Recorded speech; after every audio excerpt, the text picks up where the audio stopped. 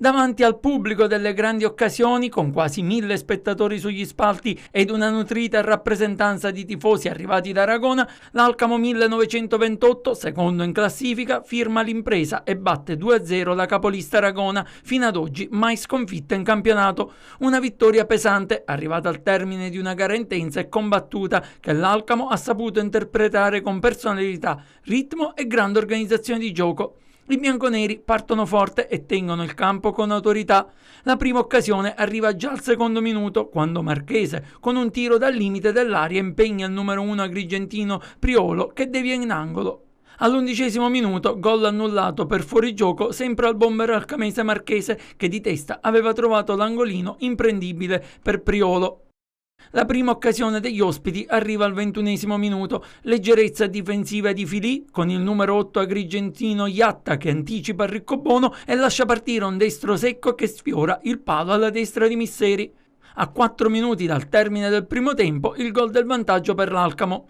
Punizione da circa 30 metri, alla battuta il numero 10 Polizzi che disegna una parabola perfetta che si insacca all'incrocio dei pali e che fa esplodere il numerosissimo pubblico sugli spalti. Il primo tempo finisce così 1-0 per i padroni di casa. All'inizio della ripresa subito l'azione che ha portato a tante polemiche da parte dell'Aragona. Lancio di Iatta per Namio che viene anticipato al limite dell'area di rigore da un intervento scomposto di Misseri che però colpisce prima il pallone e dopo frana addosso al numero 20 agrigentino. L'arbitro inizialmente fischia ed indica il dischetto del rigore, tra le proteste dei padroni di casa, ma dopo il consulto con il guardalinee decide di revocare il rigore e concedere solo la rimessa laterale in favore dell'Aragona, e da lì tante le proteste degli agrigentini e gioco che resta fermo per più di 4 minuti. Al 72°, altra occasione per gli ospiti a seguito di un calcio d'angolo, ma la palla viene fermata dall'ottimo Misseri.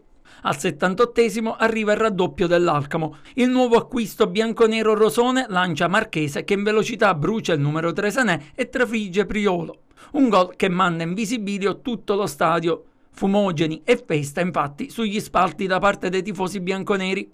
L'Aragona prova a reagire, spinto anche dal calore dei propri tifosi, giunti in tantissimi per sostenere la squadra, ma l'Alcamo non arretra, gestisce momenti chiavi del match e va vicino al terzo gol all'85° con Caruso, che spreca da ottima posizione, tirando sopra la traversa.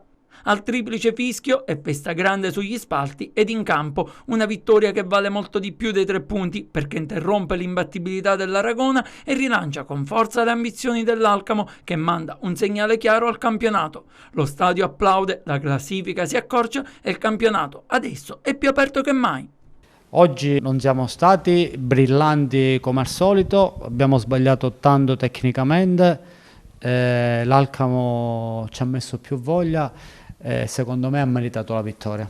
Ecco, forse ha qualcosa da recriminare sull'episodio del rigore, secondo voi come è andata?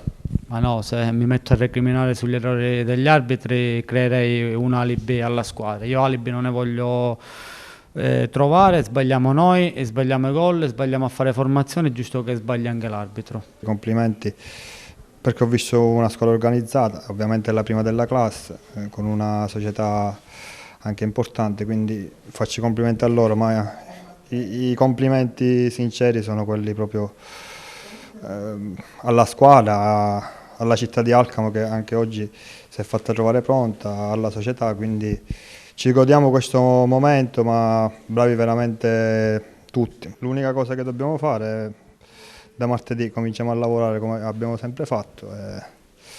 E poi ci aspetta l'ultima gara del girone di andata, che è quella con la Margheritese, che la prepariamo al meglio come abbiamo fatto finora. L'importante, come dico sempre, sono i 3 punti. Se oggi è arrivato grazie a un gol sono contento per questo, però l'importante è la squadra e l'obiettivo comune. Che sapore ha oggi fare gol davanti a questo splendido pubblico? Ha un sapore diverso perché abbiamo chiamato questo pubblico e ci è venuto a sostenere. Sono contento di aver fatto gol e soprattutto che la squadra ha vinto questa partita importante.